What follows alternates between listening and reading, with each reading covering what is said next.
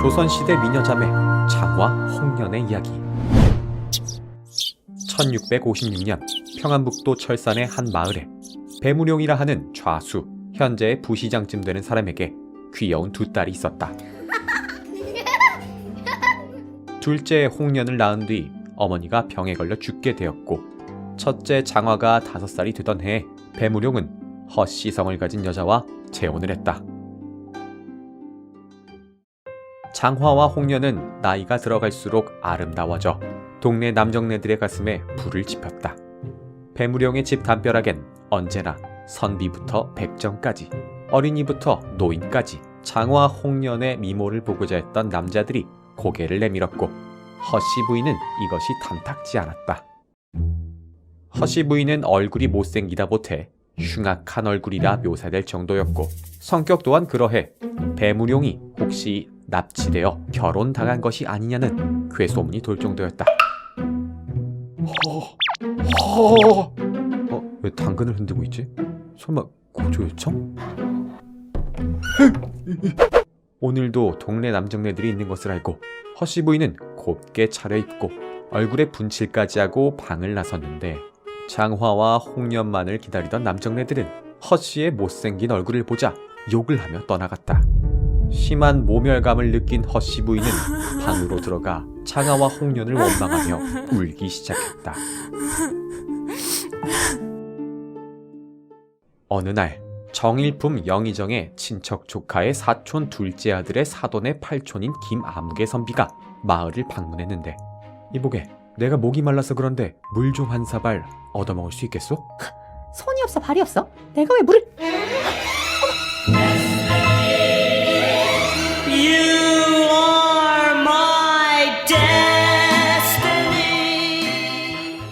선배님, 여기... 고맙소. 근데 이 나뭇잎은 왜... 저기 왜 들어갔어? 망했다. 그것이 혹여나 빨리 마시다가 선배님께서 사례가 걸리시면 안 되니까. 배가 진짜로. 우리 엄마가 이런 사람 만나려는데 이건 운명의 데스티니? 그렇게 장화와 김선비는 혼인을 약속하게 되고, 배무룡과 동생 홍련은 매우 기뻐했지만 허씨 부인만큼은 기뻐할 수가 없었다. 계모인 그녀는 두 딸의 외모를 질투하고 있었을 뿐만 아니라 자신의 남편보다 출세한 남자에게 결혼하는 것이 못마땅했기 때문이다. 결국 허씨 부인은 계략을 세우고 동네에 헛소문을 퍼뜨렸다. 장화 그게 집에 가? 옆 동네 백정이랑 바람이 나서 혼례도 안 하고 애를 낳았다지 뭐야? 애를? 장화가 애기 업고 다니는 거 못 봤는데? 애를 낳자마자 동네 우물에 빠뜨리는 걸 내가 봤어. 삽시간에 퍼져나간 괴소문은 결국 정일품 영의정의 친척 조카의 사촌 둘째 아들의 사돈의 팔촌인 김아무개 선비에게도 들어갔고, 혼례는 취소되었다. 충격을 받은 장화는 슬픔을 견디지 못해 산속 깊은 연못에 빠져 스스로 목숨을 끊었고, 언니가 죽자 언니를 사랑하고 아끼던 홍련 역시 이듬해 같은 연못에 빠져 목숨을 끊었다. 억울하게 세상을 떠난 두 자매의 영혼은 저승으로 가지 못하고 밤마다 부사, 오늘날의 부군수쯤 되는 자의 꿈에 나타나 허씨의 악행을 밝혔지만, 부임하는 부사들마다 겁에 질려 도망을 칠 뿐이었다. 그러던 어느 날 정동우라 하는 간 큰 자가 부사로 부임했고, 장화, 홍련의 이야기를 소상히 들은 뒤 허씨 부인과 그 아들을 처형했고, 연못에 있던 두 자매의 유골을 꺼내 무덤을 만들어 주었다. 장화, 홍련의 영혼은 드디어 저승으로 갈 수 있었고, 이들을 도운 것 때문인지 이듬해 정동우는 통제사로 승진하게 되었다. 홀로 남겨진 배당근, 아니 배무룡은 윤시성을 가진 여자와 재혼을 해 아이를 낳게 되었는데, 장화와 홍련이를 쏙 빼닮은 쌍둥이 자매였다.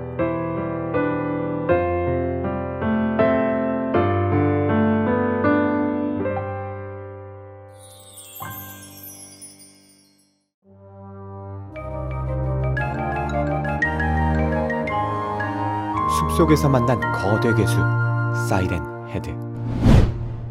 오지 캠핑을 즐기는 두 남녀가 있었다. 가방엔 소형 텐트와 랜턴, 인스턴트 식량을 조금 챙긴 뒤 남자의 차를 타고 길 달린 지 2시간째. 길이 좁아 더는 차를 타고 갈 수 없었기에 차에서 내린 남녀는 오솔길을 따라 한참을 걸어 내려갔다. 캠핑 장소를 정하던 중 말다툼이 시작됐고 이내 큰 싸움으로 번져 결국 각자 캠핑을 하기로 한 여자와 남자는 서로의 목소리가 들리지 않을 정도로 멀리 떨어져 텐트를 쳤다. 혼자만의 여유를 즐기던 것도 잠시.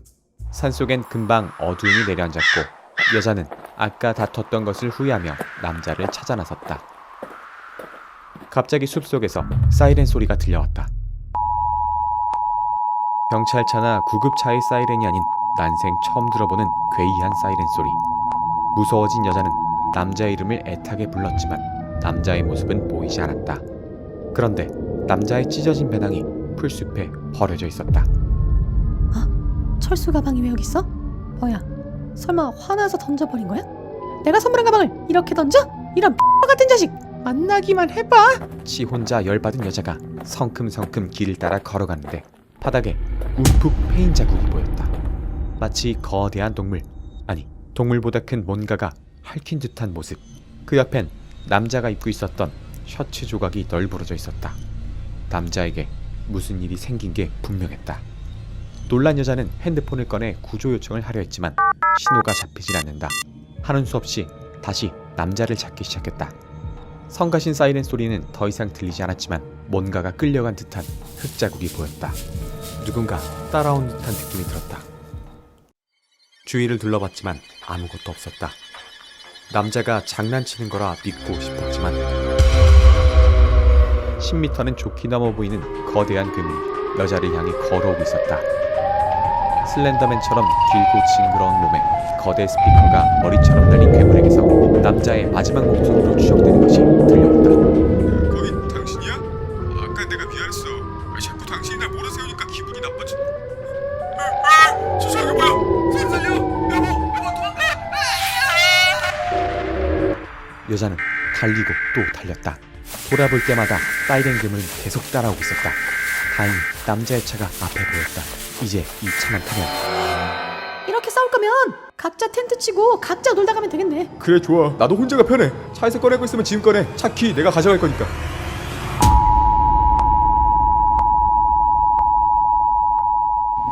현재 유튜브를 뜨겁게 달구고 있는 사이렌 헤드.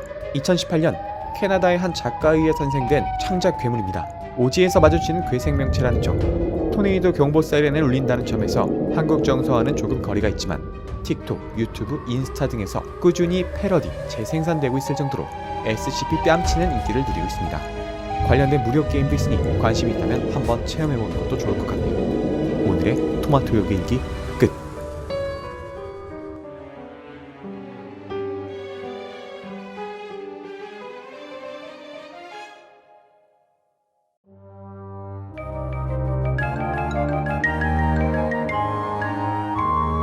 한밤중에 만난 달걀 귀신. 경기도 파주시 탑사골. 현재 공장과 몇몇 농가가 위치해 있는 이 작은 마을에 400년 전 조선시대의 택배기사를 할 수 있는 젊은 지게꾼이 잠시 쉬어가게 되었다. 탄탄한 허벅지로 이 동네 저 동네를 오가며 배달계의 에이스로 인정받던 그였지만 이날은 낮잠을 길게 자버리는 바람에 허겁지겁 저녁을 먹고 주막을 나서려 했는데 잠깐! 자네 지금 어디 가나? 친구와 술을 마시던 한 노인이 그를 황급히 말려 세웠다. 영문을 묻는 그에게 노인이 이런 이야기를 들려주었다. 탑사골 능선을 넘어가는 길에 시커먼 숲이 있는데 저녁만 되면 그 숲에서 달걀 마냥 눈도 코도 귀도 입도 없는 귀신이 나와 사람을 홀린다네. 어렸을 적 함께 놀던 내 동무도 그 귀신을 만나 시름시름 앓다가 닷새 만에 죽어버렸어. 이복의 젊은이 어른이 말하는데 귓등은 천 듣고 있구만. 하하이, 요즘 것들은 이렇게 싸가지가 없어서. 지게꾼은 노인의 말을 무시하고 탑사골 능선을 따라 걸어 올라갔다. 늦은 저녁이었지만 달빛이 환하게 길을 비추었고 나무마다 반짝이는 반딧불 덕분에 발걸음이 가벼웠다. 그렇게 30분 정도 걷다 보니 길 옆으로 어둑어둑한 숲이 보였다. 계속 쳐다보다간 빨려 들어갈 것만 같은 어두운 숲속. 문득 노인이 했던 이야기가 떠오르며 요즘 것들은 이렇게 싸가지가 없어서 등줄기가 오싹해졌다. 달걀처럼 얼굴이 없어? 대머리를 잘못 본 거겠지. 세상에 귀신이 어딨나? 참나. 괜한 허세를 부리며 큰 소리로 으름장을 내는 그였지만 말과는 다르게 마음은 초조해졌고 점점 더 빠르게 걷기 시작했다. 쏴, 사르, 쏴, 스르. 숲에서 들려오는 나뭇잎 소리에 무서움이 더해만 갔다. 걷고 또 걷고 발이 부르틀 정도로 걸었지만 지게꾼은 여전히 능선 아래에 있었다. 머리 위에 있던 달이 저 아래로 저물 때까지 계속 걷기만 하던 지게꾼이 다리에 힘이 풀려 잠시 쉬어가려 했는데 저 멀리서 등불을 든 노부부가 걸어오고 있었다. 사이좋게 이야기를 나누던 그들의 모습을 흐뭇하게 바라보던 지게꾼은 깜짝 놀라고 말았다. 그들이 탑사골 숲속을 향해 걸어갔기 때문이다. 이보시오. 그리로 가면 귀신이 나온다오. 빨리 나오시오. 노부부는 귀가 잘 들리지 않는 듯했다. 지게꾼이 한달음에 달려가 노부부에게 다시 소리쳤다. 귀신이 나오니 이 숲을 들어가면 아니래요. 뭐라고? 이 숲에 들어가면 달걀 귀신이 나온다고요. 뭐라고? 아이 거참, 귀 막혔어. 귀신이 나온다고. 아, 뭐라고? 아우, 이 달걀 귀신. 내가 귀가 없어서 뭐라 그러는지 잘 못 들었네.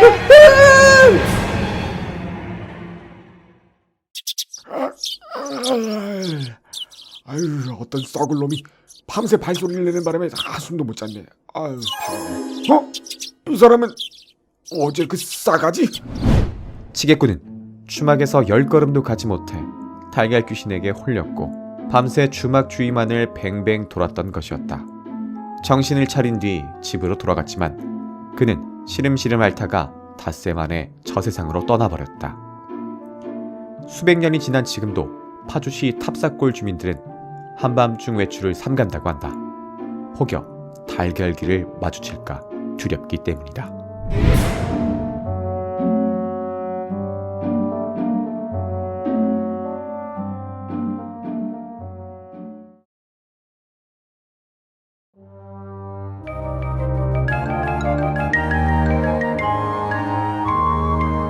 하얀 마스크를 쓴 그녀.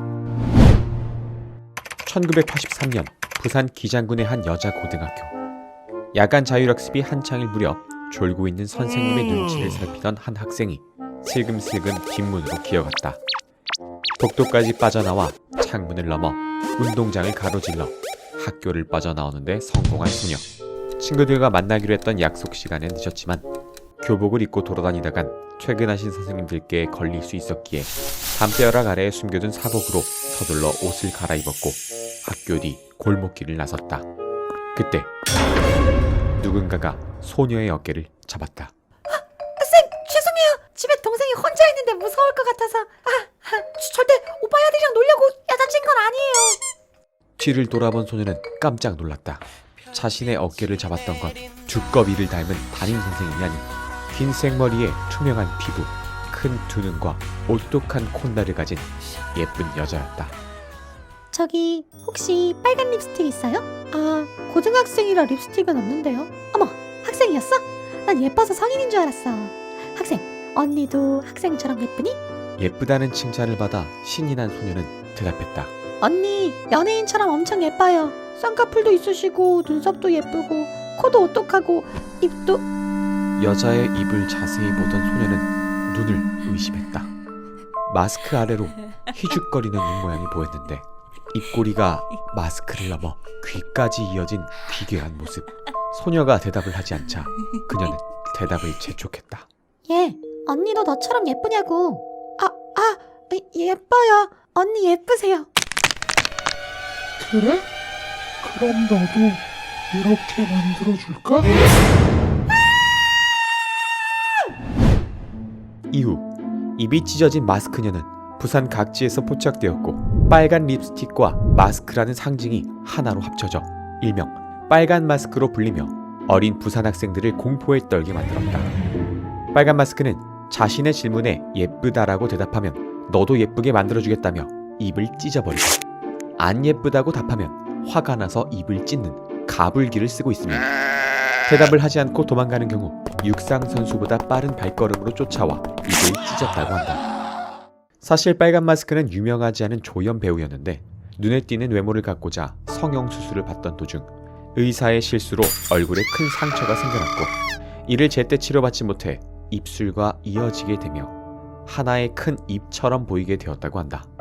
그녀는 흉한 모습을 가리기 위해 언제나 마스크를 쓰고 다녔고 미모에 광적으로 집착하게 되며 학생들에게 언니 예쁘니? 라는 가불기를 시전하게 된 것이었다. 빨간 마스크 목격담이 1983년 부산에서 처음 시작되어 90년대 전남 목포에서 2000년 초 서울에서 끝난 것으로 보아 그녀의 현재 나이는 대략 50대 후반이며 수도권에 정착해 살고 있는 것으로 추정된다. 더는 목격담이 발생하지 않는 것으로 보아 이젠 외모 콤플렉스를 해결한 듯 보인다.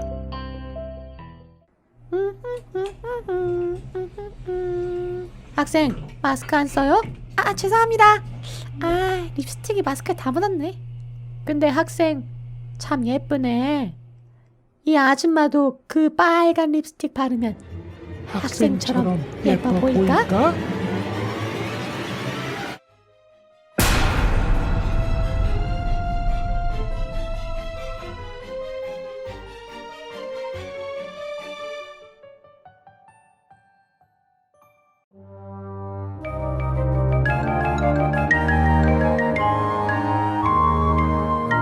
물에 빠진 그놈.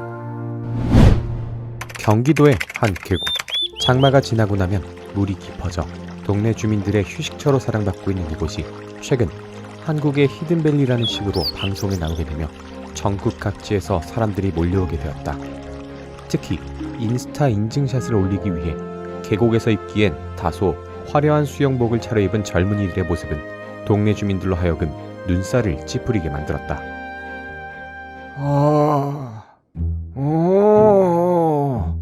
하하하하. 역시 젊음이 최고야. 거기 빨간 바지 이쪽으로 나와. 일로. 예? 이렇게 얕은 물인데 여기 위험한가요? 아니 총각 때문에 다른 비키니가 안 보이. 아니 됐고. 야 빨리 안 비키니. 계곡의 최대 수심은 3에서 5m 정도로 바다에 비하면 얕은 수준이지만 한 번 와류에 휩쓸리게 되면 제 아무리 수영을 잘한다 한들 빠져나오기가 힘들기에 계곡을 잘 아는 동네 주민들이 안전요원을 자청해 외지인들을 보호했다. 어르신 저 왔어요. 이제 저랑 교대하시죠. 잠깐만 좀만 더 보고. 예? 뭘 봐요? 아유 아니다. 이젠 집에 가나 보다. 야 정신 똑바로 차리고 뭐 조심해야 되는지 알지? 아 예. 그렇게 교대를 하고 피서객들을 유심히 살피던 젊은 안전요원은 뭔가를 보곤 깜짝 놀랐다. 계곡 반대쪽 커다란 바위 뒤에서 누군가 손을 들고 허우적대고 있었다. 불이 나게 튜브를 챙겨 물에 뛰어들었는데 물만 멍하니 쳐다보다간 정신 잃는 수가 있어. 계속 물만 보지 말고 땅도 쳐다보고 혀. 눈을 비비고 다시 보니 물 위에 있던 것은 사람이 아닌 와류에 휩쓸려 뱅뱅 돌고 있는 앙상한 나뭇가지였다. 정말 구하러 갔었다간 하마터면 목숨을 잃을 수도 있었다는 생각에 가슴을 쓸어내리던 찰나 아이고 아이고 야야야야야 아파 죽겠다. 어르신? 아직도 마을 안 내려가시고 여기 계셨어요? 젊은이들과 어울려 놀고 싶었던 것인지 수영복으로 갈아입은 어르신이 넓은 바위에 앉아 발을 만지작거리고 있었다. 발에 박힌 가시를 좀 빼달라 하기에 옆에 앉아 살피는데 지독한 발냄새에 숨을 쉴 수가 없었다. 어우 냄새. 이 할배가 어디서 개똥을 밟았나? 왜 이렇게 썩은 내가. 어우 숨 못 쉬겠어. 어우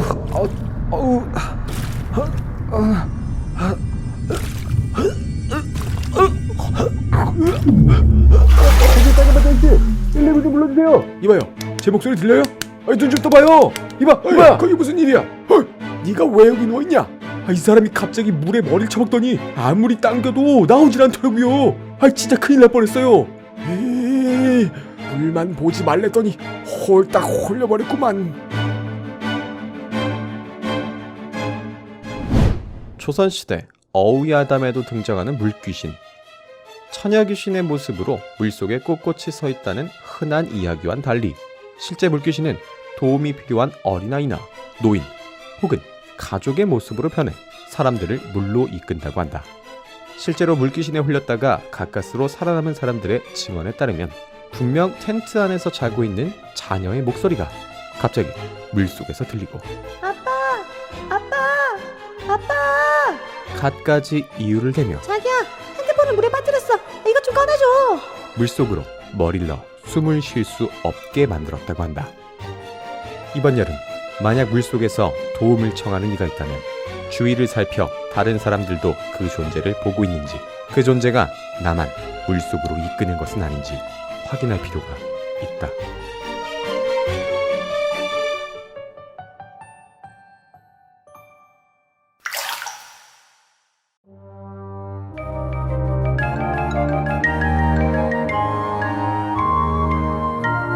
바다에서 올라온 그것.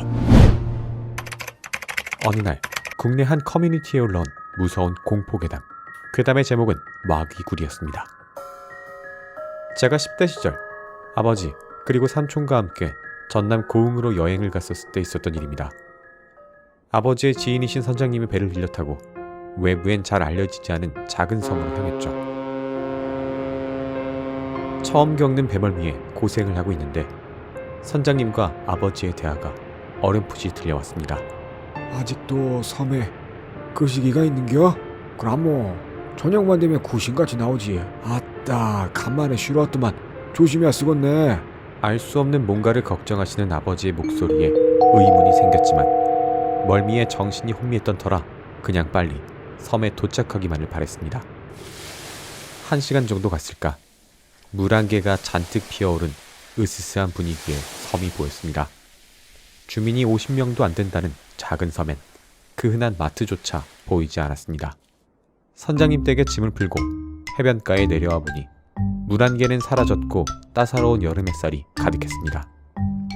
바다에서 신나게 놀다 보니 금방 배가 고파졌고 점심을 빠르게 먹은 뒤 다시 삼촌과 물놀이를 하려는데 아버지께선 짐 정리를 하시며 숙소로 돌아가자 하셨습니다.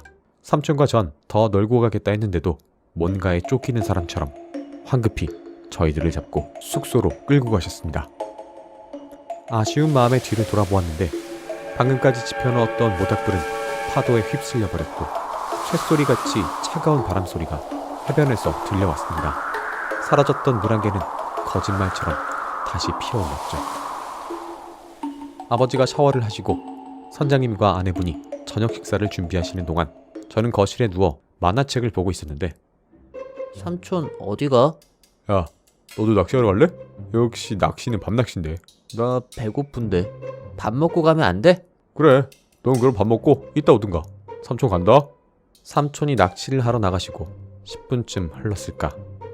샤워를 마치고 나와 삼촌의 행방을 묻던 아버지께 낚시를 하러 나갔다 말씀드리니 난생 처음 보는 하얗게 질린 얼굴로 부엌에 있는 선장님께 울먹이며 말씀하셨습니다. 형님 이거 어짜요? 지금 나가면 안 되는데. 그래도 안 돼. 우리까지 나가면 안 돼. 중2병을 심하게 앓고 있던 시기라 아무것도 무서운 게 없었기에 어른들이 뭘 저렇게 무서워하나 싶어 혼자 달려나가 삼촌을 찾았습니다. 삼촌! 삼촌! 아빠가 찾아! 삼촌! 불빛이 없어 완전히 어두웠던 돌담길에 접어들자 그제서야 두려움이 파도처럼 밀려오기 시작했습니다. 그전까진 눈치 못 챘던 뱀소리? 천식 환자의 쇳소리 섞인 듯한 목소리가 돌담 너머에서 들려오고 있다는 것을 깨달았습니다. 바람소리인가 보다 하고 천천히 걸어가는데 바람과 상관없이 파도소리와 상관없이 그 쇳소리는 별개의 다른 소리로 들려왔습니다. 끄드득 끄드득. 이젠 돌담을 손톱으로 긁는 듯한 소리까지 더해졌고 무서워 앞만 보던 저는 고개를 돌려 돌담 구멍 사이를 쳐다보았는데 눈이 커다란 눈이 저를 쳐다보고 있었습니다. 그리고 소리를 지르며 집에 돌아왔던 것, 밤새 쇳소리 섞인 그것의 목소리를 듣다 잠에 든 것 말곤 기억이 나지 않았습니다. 다음 날에서야 선장님께 제가 봤던 것이 마귀굴이었단 것을 듣게 되었습니다.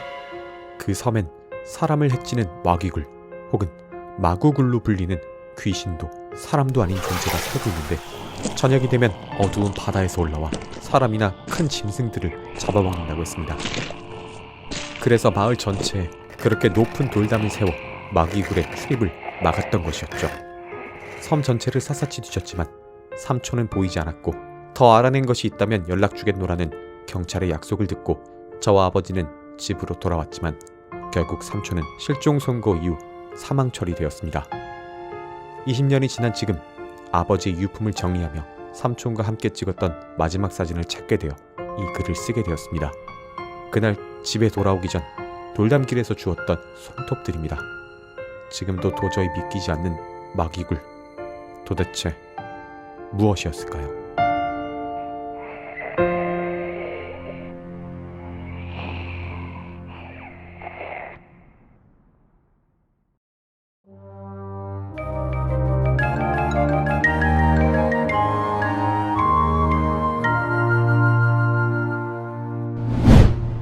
인천의 한 작은 섬. 신병과 함께 야간 경계 근무를 서고 있었다. 띠리리리. 부임원, 삼초도 이명 허지훈 무엇을 노립니까? 아니야. 그렇게 하면 도와줄 수가 없어. 무슨 말인지 알지? 통신보안 3초소 병장 김철수. 딱 신속 명확 정확하게. 알겠어? 예, 알겠습니다. 아니야. 너 모르는 것 같은데. 손대. 에? 몇 대 맞을래? 한 대만. 냄새. 야야야. 너 입으로 숨 쉬지 마. 코로만 쉬어. 아씨. 야, 전화 왔다. 빨리 받아. 통신원, 삼초소 이명 허지훈 무엇을 노립니까? 예? 그래도 됩니까? 누구야? 당직 서관님이신데 별일 없으면 순찰일지 사인 좀 대신하라고. 바꿔봐. 통신보안 병장 김철수입니다. 예. 별일 없습니다. 예, 아무 일 없습니다. 예, 사인은 제가 해놓겠습니다. 예, 쉬십시오. 필승. 한치 앞을 내다보기 힘들 정도로 비가 많이 내리던 그날 저녁이 머지않은 당직사관은 순찰을 게을리했다. 덩달아 긴장이 풀린 나는 이 지루한 근무 시간이 빨리 지나가기만을 바랬다.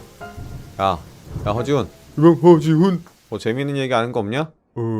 김병장 무서운 얘기 좋아하십니까? 개 좋아함. 해봐. 제가 얼마 전에 유튜브로 본 건데 그 마귀굴이라고 전라도의 한 섬에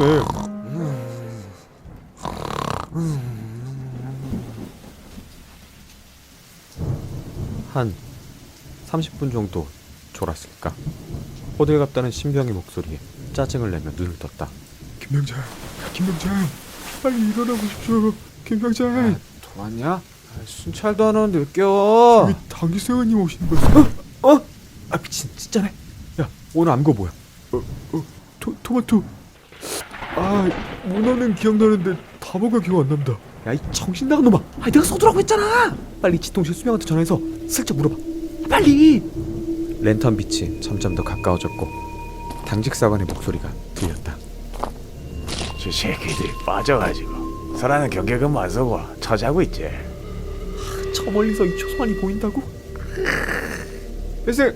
자는 게 아니라 잠시 앉아있었습니다.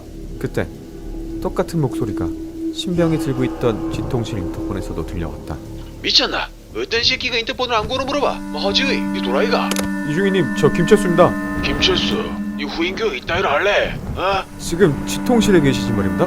수차로 오신 거 이중희님 아니지 말입니다. 뭐라는 거야 그것도? 이 잠꼬대 하나?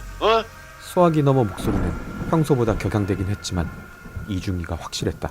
그럼 지금 초소로 걸어오고 있는 저 사람은 도대체 누구지? 손들어! 움직임 쏜다! 토마토! 많이 돌았나? 내도 못 알아보지. 가까이 오면 쏜다! 토마토! 어쩌? 놀랄거. 쏴! 오 좋아! 오 좋아! 에이!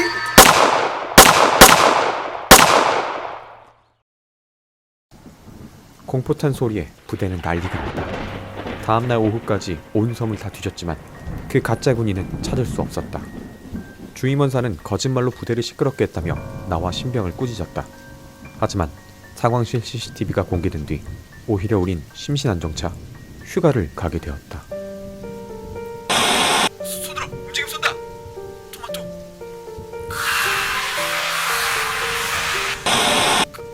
가까이 오면 쏜다! 토마토!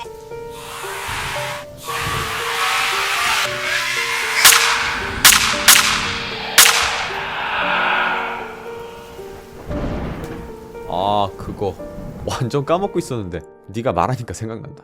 그때 진짜 뭐였을까 그거? 뭐 억울하게 죽은 장교 귀신 그런 거 아니겠습니까? 죽었으면 곱게 가지. 왜 M1 우리한테 야 니네가 아직도 허지호이로 보이나?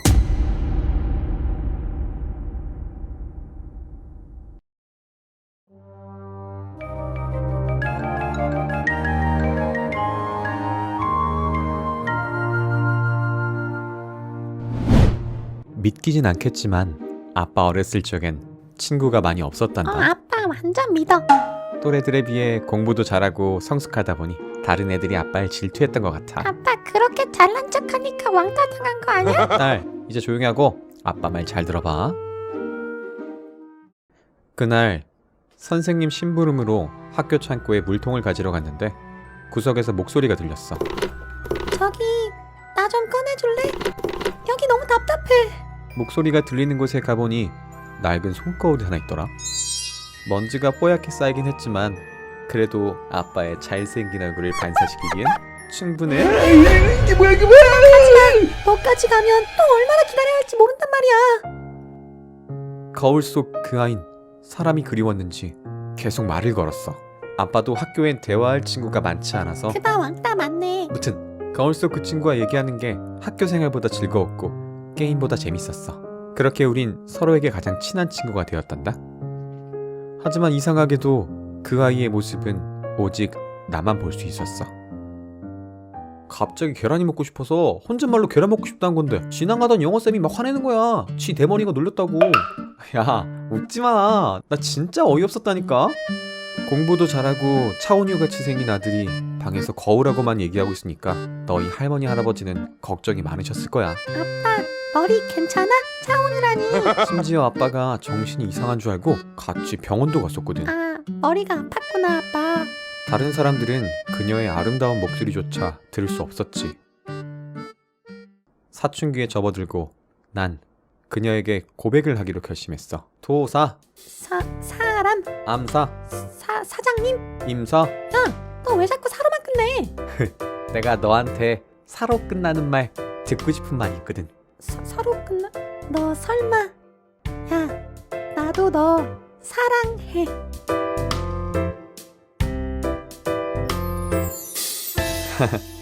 해질녘. 평범한 커플들처럼 영화도 보고 산책도 했지만 그녀와 나 사이는 늘 차가운 유리로 가로막혀 있었지. 그러던 어느 날 그녀가 말했어. 네가 좋아하는 사람을 거울 앞에 데려와. 그럼 그가 여기로, 내가 거기로 갈 수 있어. 차라리 싫어하는 사람이었다면 쉬었을 텐데 좋아하는 사람을 데려오라니. 가족을 데리고 올 수도 없었고. 그래, 내가 좋아했던 교회 성가대 누나가 딱이었어. 어차피 핵인 싸였던 누나는 나 같은 찌질이한텐 관심도 없었을 텐데. 철수야 우리 사귀자. 누나가 돈까스 사줄게. 그렇게 거울 속 그녀 앞에서 다른 여자와 사귀게 되며 한동안 거울은 잊고 살았어. 야 그게 벌써 20년 전이라니. 시간 참 빠르다. 그땐 원망도 참 많이 했고 진짜 널 죽여버리고 싶었는데 그래도 이렇게 직접 보니까 반갑다 김철수. 정말 까맣게 잊고 있었는데 그걸 대체 어디서 찾은 거야? 아빠 서재에서 놀다가 구석에서 누가 부르길래 가보니까 저 언니가 있었어. 나 이제 못 나가?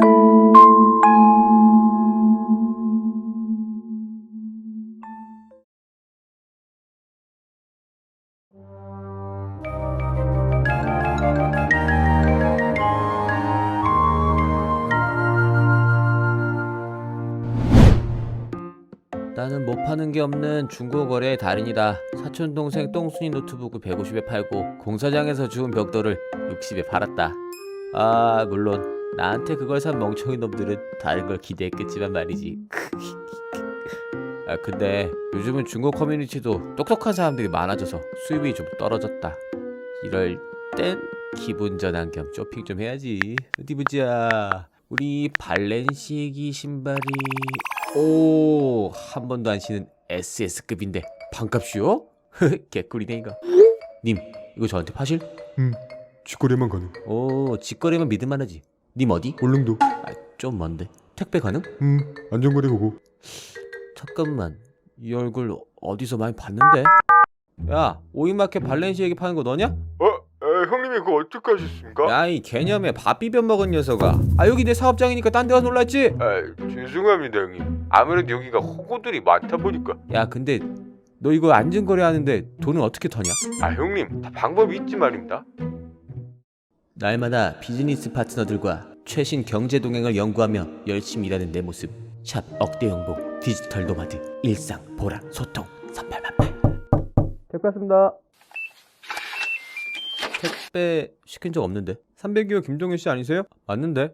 아, 반송? 어느 날 시키지도 않은 택배가 도착했다. 보낸 사람은 나?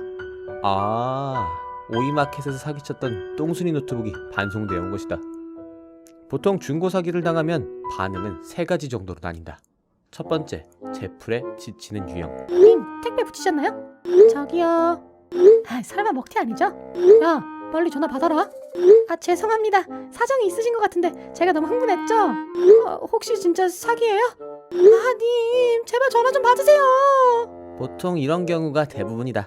냅두면 지가 알아서 포기하는 가장 쉬운 유형. 두 번째, 경찰 신고 유형.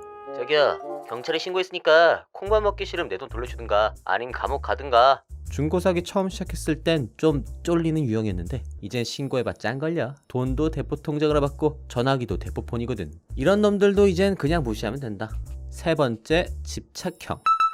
아이씨, 이거 또 신고했네. 할 거 없으면 집에서 유튜브나 볼 것이지. 맨날 나만 따라다니면서 방해하는 거야. 짜증. 중고 천국 아이디도 잘렸어. 아이씨. 할 건 없고 시간만 많은 백수놈들한테 사기치면 가끔 걸리는 유형인데 셋 중 제일 귀찮은 유형이다. 근데 이번 건 처음 보는 유형이란 말이지. 반품이라니. 어쨌든 돈은 받았으니까 상관없다. 다시 신발이나 알아보려고 중고 커뮤니티를 켰는데 상자를 던져놓은 현관에서 벌그럭 소리가 들렸고, 그리고 생각이 스쳤다. 근데 어떻게 우리 집으로 반송된 거지? 주소는 편의점 걸로 썼는데?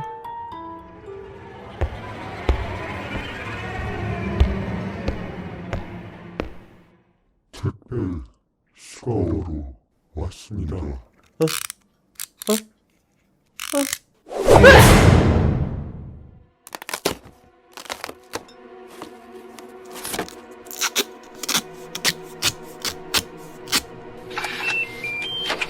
자, 혹시 303호 택배 안에